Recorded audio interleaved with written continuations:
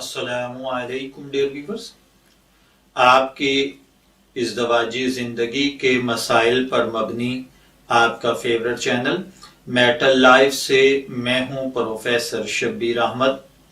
हमारा आज का टॉपिक है, क्या 2 मरतबा तलाक देने के बाद कोई कफारा है कि जिसे अदा करके कोई शख्स अपनी बीवी को दोबारा अपने पास रख सके। तो ये एक सवाल है। एक शख्स हैं जिनका नाम मोहम्मद आशिक है। वो कहते हैं कि उन्होंने अपनी बीवी को 2 मरतबा तलाक दे दी।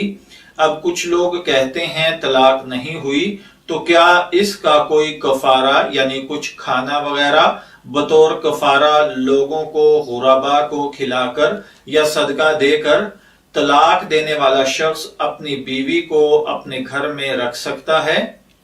देखिए मेरे भाइयों और बहनों, अगर सिर्फ 2 मरतबा तलाक का लफ्ज कहा था तो इद्दत के अंदर रुजू कर सकता है और इद्दत गुजरने के बाद दोबारा निकाह हो सकता है।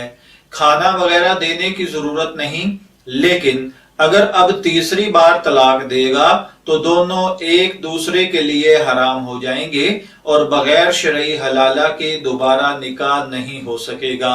इस बात से ये जाहिर होता है कि किसी को खाना खिलाने से खा हजारों लोगों को, भूखों को, गुरबा को खाना खिलाया जाए, कपड़ा पैसा तकसीम किया जाए, तो ये तलाक का कफारा नहीं होता, बल्कि अगर 1 या 2 तलाक दी गई हैं तो रुजू किया जा सकता है।